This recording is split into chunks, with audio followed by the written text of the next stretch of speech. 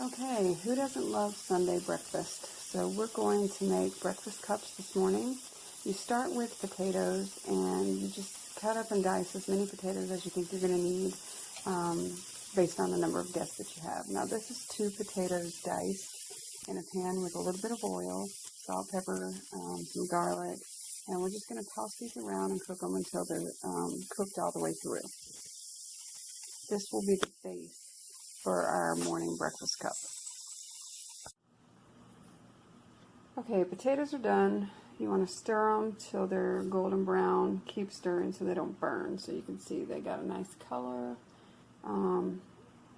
The cups are real easy to make. So I have all the ingredients here. Eggs, bacon, cheese, some tomatoes and onions. You can kind of use what you want. I've actually put broccoli in them before too. So what I'm going to do is I've diced up some onion because we like onions in my house. So I'm going to sprinkle some onions on top of the potato. These are super easy to make. The longest part is the potato cooking and then the little bit of baking time. But you can cut the potatoes up real small and get the potatoes done in probably about 10 or 15 minutes. So let's add onion.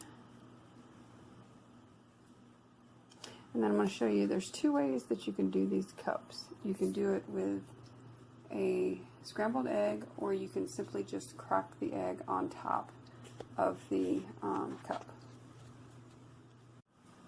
Okay, there's 2 ways that you can do this now.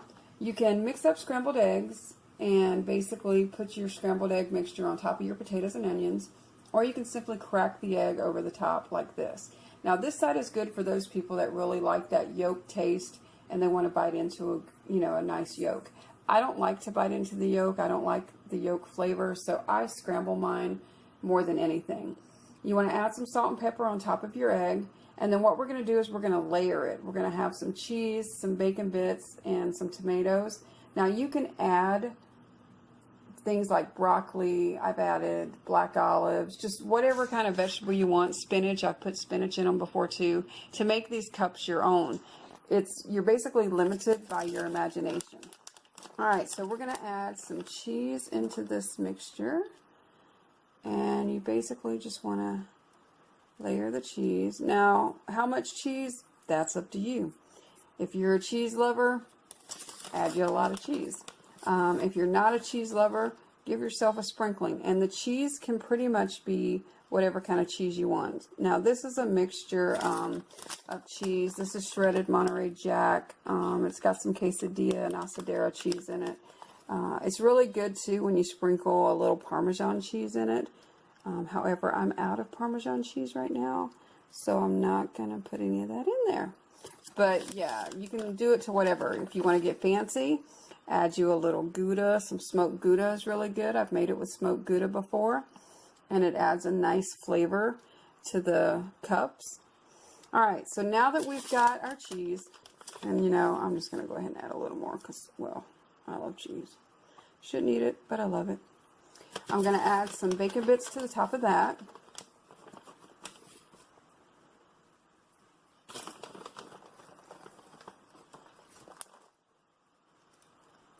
And who doesn't love bacon?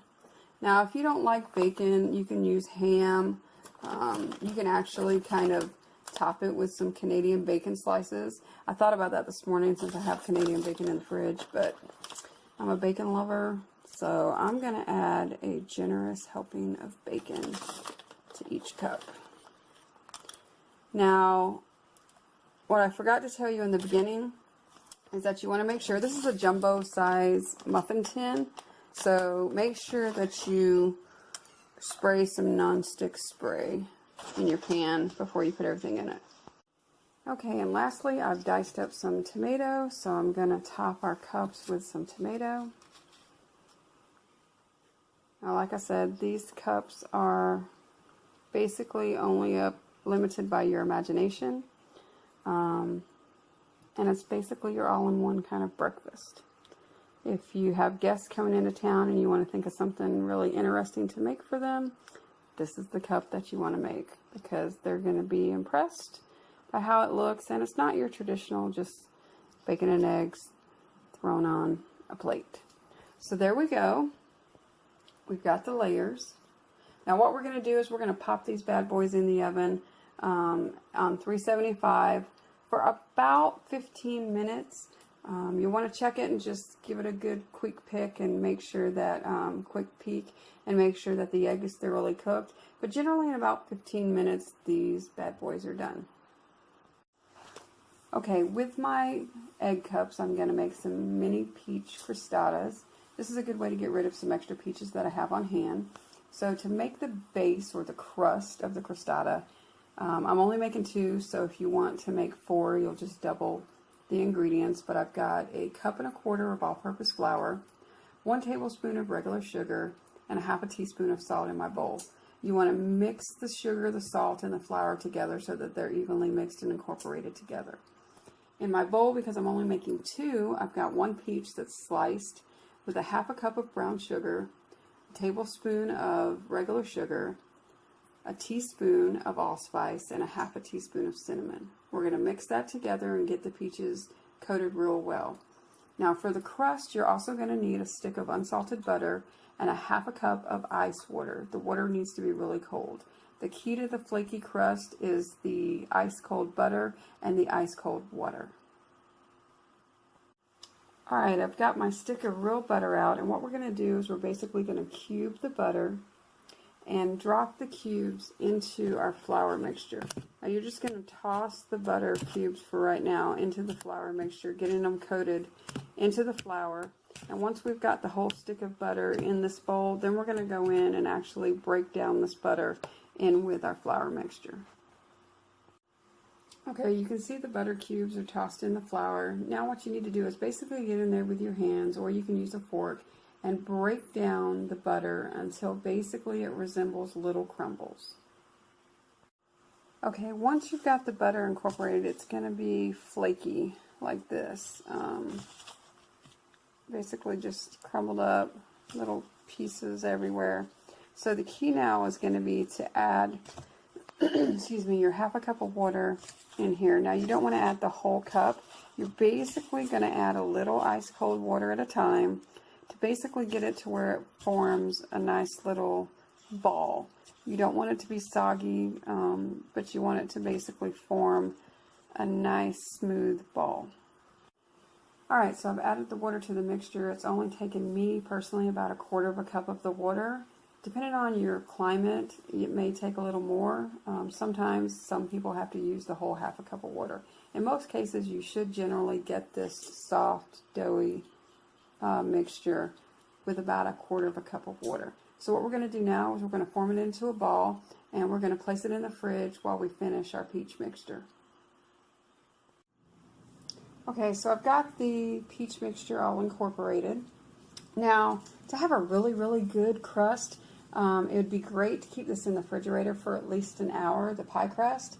However, you could speed up that process and just pop it in the freezer, which is what I did.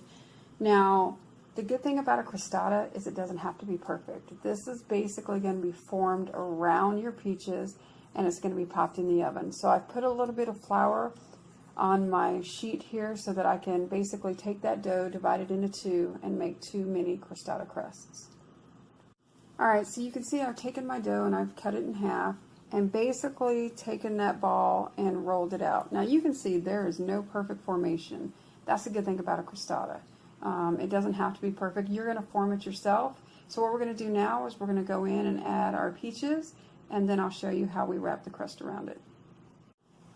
Okay, so I've added a layer of peaches into the center of the crostada, and basically all you want to do is kind of build up your crust. Just fold it over, and it's not going to go over the entire thing. Your center is actually going to be exposed.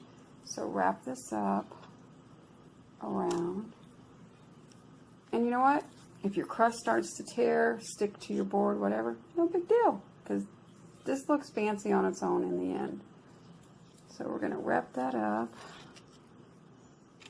into the center. Okay, now you can see it's basically formed like this little beautiful little pocket with the center exposed. So what I'm going to do is I'm going to brush this outer layer here with a light mixture of just a little bit of butter and some egg to give it a golden brown crust when it's cooking. And I'm going to put a little bit of pat of butter in the center there and sprinkle some almonds on top. So stay tuned. Okay, so I've got my egg wash here. How y'all like my coffee cup? Isn't that lovely? Anyway, got my egg wash here. So what I'm going to do is basically coat the outside of my crostata in this egg wash. So we're going to take it and we're going to basically brush the outside of the crust. This will give it a nice golden color while it's cooking.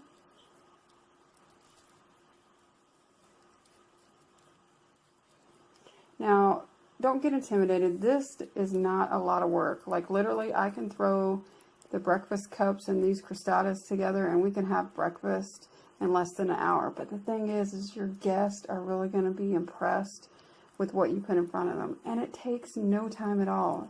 Guys, I am the queen of quick and easy. Yeah, there are a couple of things I'll make that'll take some time. But for the most part, my stuff is quick and easy.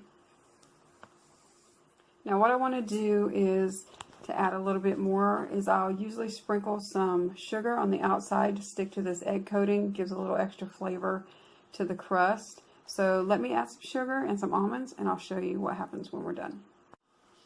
Okay, so I've added some sugar and you can kind of see the sugar in the light there on top of the egg mixture. And I've added my almonds. So this is basically ready to go in the oven. I'm going to cook it on 375 just like my egg cups. And pretty much, you know, these can almost cook about at the same time. If your tartlet gets done before your egg cups do, no big deal. So let me finish the other one, and then I'll show you what the finished product looks like, and we'll get ready to pop them in the oven. Okay, so there you have it. 2 mini crostatas ready to go into the oven. Now, if you don't have time to make your own crust, or you simply don't want to, no big deal. Use a store-bought pie crust and make, you know, 1 or 2 bigger crostatas that you can cut up and divide amongst your guests. This is just an easy way to use some leftover peaches. You can do it with apples. You can do it really with whatever kind of fruit you want. But it's a nice little addition to your morning breakfast, and it really has that kind of wow factor when it's done. So we're going to pop these bad boys in the oven. I've already got the breakfast cups baking. And we're going to add this in there. Stay tuned. Okay, so this is what the egg cups will look like when they are finished. You can see the bacon is nice and crisp. Cheese is melted. I mean, it's really, really good. Alright, so you can see our little breakfast cups. And each cup is, you know, everything encompassed all in one. Our potatoes are in there. Our bacon's in there, cheese, onions, tomatoes. I mean, it's just goodness on a plate. Okay, the crostatas are done. I'm generally going to cook them maybe about 15-20 minutes, just until the crust is done. It's golden brown and cooked all the way through. So what you want to do when you bring them out of the oven is let them sit for about a minute, and then just transfer it to your plate. Okay, breakfast is finished. We've got our egg cups, we've got our crostata, and boom, breakfast is served. Doesn't get any easier than that.